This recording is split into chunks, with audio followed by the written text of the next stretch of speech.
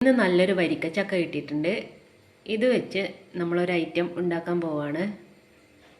അപ്പോൾ നമ്മൾക്കത് ഉണ്ടാക്കാം. ഒരു പാത്രത്തിൽ കുറച്ച് ആട്ടപ്പൊടി എടുത്തിട്ടുണ്ട്.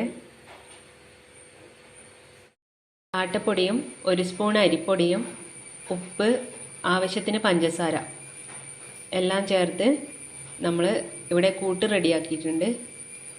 പഴംപൊരിയുടെ കൂട്ട് പോലെ തന്നെയാണ്. എനിക്ക് സഹായത്തിനായിട്ട് ഇഷു വന്നിട്ടുണ്ട്. ഇഷു ഞാനും കൂടിയാണ് ഇത് ഉണ്ടാക്കുന്നത്.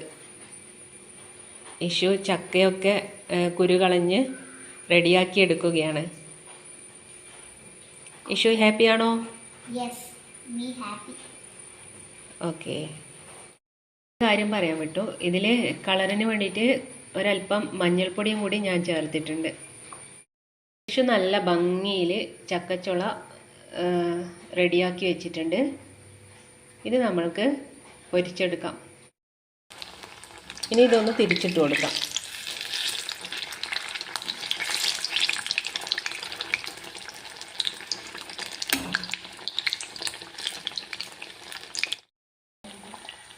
ചക്ക നല്ല രീതിയിൽ ആയി വന്നിട്ടുണ്ട്. ഇനി ഇത് നമ്മൾക്ക് മാറ്റി വെക്കാം. രണ്ടാമത് ഞാനിത് നെയ്യിലേക്ക് ഇടുകയാണ്. മീഡിയം ഫ്ലെയിമിൽ വെക്കുന്നതാവും നല്ലത്, അല്ലെങ്കിൽ പെട്ടെന്ന് കരിഞ്ഞു പോകും. അങ്ങനെ നമ്മൾ ചക്ക പൊരിച്ചത് ഇവിടെ റെഡി ആയിട്ടുണ്ട്. വളരെ എളുപ്പത്തിൽ ഉണ്ടാക്കാൻ പറ്റുന്ന ഒരു സ്നാക്സാണ്. വളരെ ടേസ്റ്റിയുമാണ്.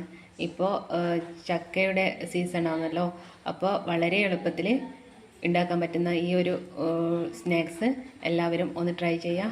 അപ്പോൾ ഓക്കെ.